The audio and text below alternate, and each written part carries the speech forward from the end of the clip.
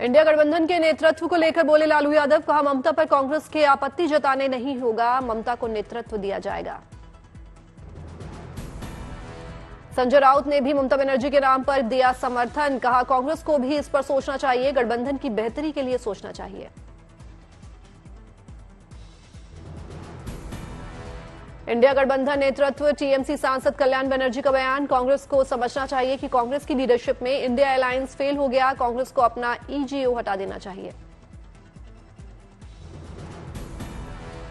India गठबंधन नेतृत्व को लेकर हो रही बयानबाजी में गिरिराज सिंह का बयान, लालू यादव मतलबी हैं, ममता की ओर जाना चाह रहे हैं। नीतीश कुमार की महिला संवाद यात्रा पर लालू ने ली चुटकी, कहा नीतीश कुमार यात्रा पर निकल रहे हैं क्या, वो सिर्फ आंख सेकने जा रहे हैं, पहले आंख सेके अपना फिर सरकार बनाने के लिए सोचें।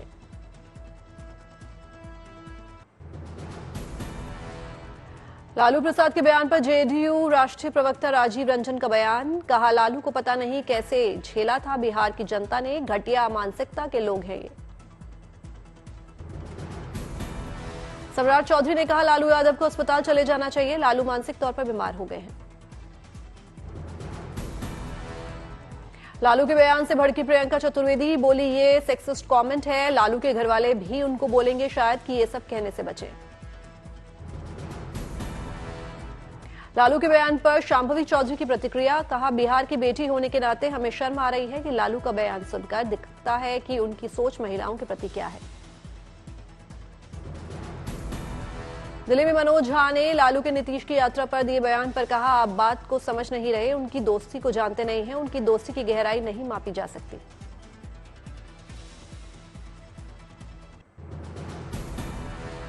बीजेपी ने अरविंद केजरीवाल के बंगले पर हुए खर्च को लेकर पूर्व सीएम को घेरा, दिल्ली बीजेपी चीफ वीरेंद्र सचदेवा ने आरोप लगाया है भ्रष्टाचार के लाल वह है केजरीवाल। बीजेपी का दावा, बंगले पर जितना खर्च हुआ उतने में डीडीए के 34 ईडब्ल्यूएस फ्लैट बन सकते थे।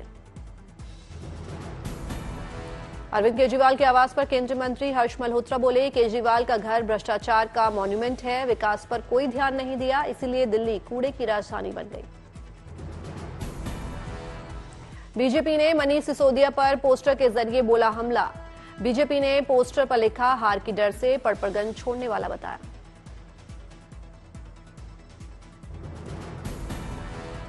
दिल्ली के पूर्व मंत्री सत्येंद्र जैन ने बीजेपी सांसद बांसुरी स्वराज के खिलाफ मानहानि की शिकायत दर्ज कराई, राउज एवेन्यू कोर्ट में 16 दिसंबर को मामले में फैसला सुनाएगा। शीतकालीन सत्र के 11वें दिन भी जोरदार हंगामा, विपक्ष ने अडानी मुद्दे पर सरकार को घेरा, कल तक के लिए लोकसभा की कार्यवाही स्थगित। स्पीकर ओम बिरला ने विपक्ष से कहा, संसद की गरिमा बनी रहे, संसदीय प्रक्रिया का पालन जरूरी। आग्रह कि हमें गरिमा रखनी चाहिए। पिछले कुछ दिनों से मैं देख रहा हूं संसद परिसर में जिस प्रकार के प्रदर्शन किए जा रहे हैं, जिस प्रकार के नारे, पोस्टर, मुक्तों का प्रयोग किया जा रहा है, वह सिर्फ न अशोभनीय है। ओम बिरला ने विपक्ष के बड़े नेताओं के आचरण पर उठाया सवाल, कहा संसद में विपक्ष के बड़े नेताओं का आचरण सही नहीं। मुझे बड़े अफसोस के साथ कहना पड़ रहा है, इसमें प्रतिपक्ष के बड़े नेताओं का आचरण व्यवहार भी संसदीय मर्यादा के अनुकूल नहीं है। जगदीप धनखड़ के खिलाफ एकजुट हुआ इंडिया गठबंधन, सौंपा विश्वास प्रस्ताव, 60 सांसदों ने किए दस्तखत। राज्यसभा में नड्डा का कांग्रेस पर जबरदस्त प्रहार, कहा जॉर्ज सोरस और कांग्रेस के बीच क्या रिश्ता। नड्डा ने कहा कांग्रेस देश विरोधी ताकतों के साथ। कांग्रेस सांसदों संग राहुल की बैठक, राहुल गांधी ने सांसदों से कहा कि वे बहस और चर्चा में भाग लें और अच्छी उपस्थिति सुनिश्चित करें। संसद में रोज हो रहे बवाल को लेकर बोली प्रियंका गांधी, कहा सदन का नहीं चलना दुर्भाग्यपूर्ण।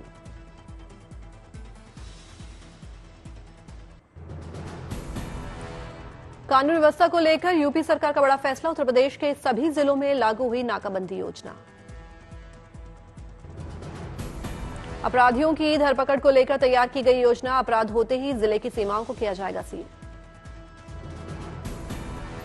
जिले के एंट्री और एग्जिट पॉइंट पर नए सिरे से होंगे चिन्हित, पड़ोसी जिलों से जुड़ने वाले सुनसान रास्ते भी होंगे चिन्हित।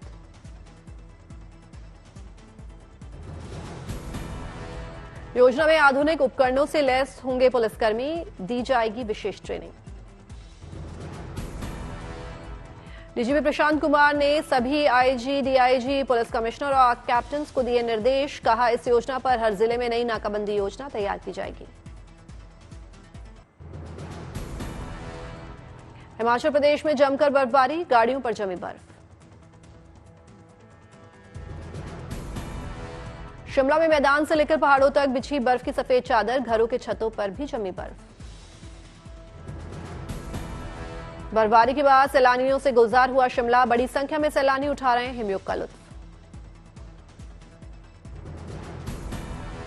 शिमला के कई इलाकों में 2 दशक के बाद हुई बर्फबारी, पर्यटक बोले किस्मत वाले हैं हम।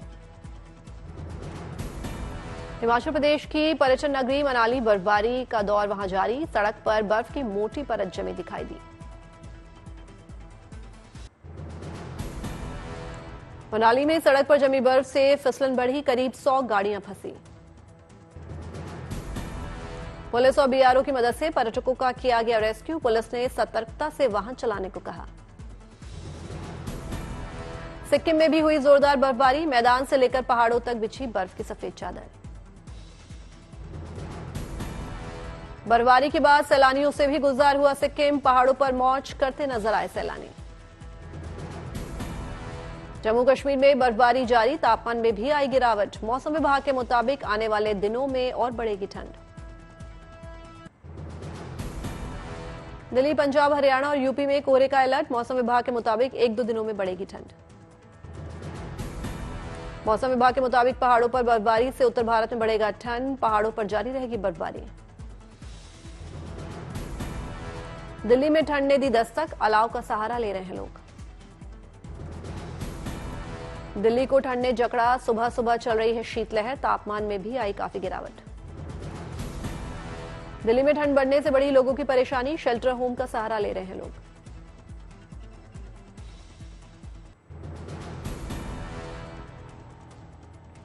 सुरियो के एक रेस्टोरेंट में रोबोट बना वेटर ग्राहकों को परोसता है खाना।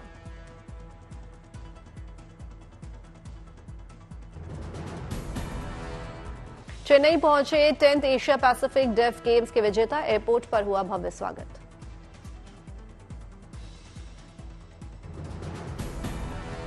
त्रिपुरा के सिपाहीजाला में एक्सेलरेशन 100 दिवसीय अभियान कार्यक्रम का आयोजन, त्रिपुरा के सीएम माणिक साहा हुए शामिल। दिल्ली के 30 हजारी कोर्ट में वकीलों के कल्याण पर संगोष्ठी का आयोजन, सीएम आतिशी ने की शिरकत। दिल्ली में पंजाब नेशनल बैंक कर्मचारी यूनियन ने मनाया 70वां स्थापना दिवस, राज्यसभा सांसद पी संतोष हुए शामिल।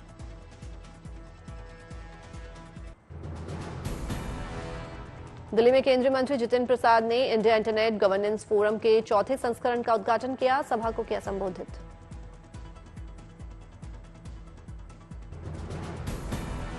केरल के त्रिशूर में क्रिसमस की तैयारियां जोरों पर, पालना बनाने में जुटे कारीगर। तेलंगाना के मल्काजगिरी में बीआरएस नेता केटी रामाराव ने तेलंगाना भवन का किया शुभारंभ, तेलंगाना थल्ली प्रतिमा का भी किया अनावरण। कुरुक्षेत्र में अंतर्राष्ट्रीय गीता महोत्सव 2024 में शामिल हुए एमपी मोहन यादव, पंजाब के राज्यपाल गुलाब चंद कटारिया भी रहे मौजूद।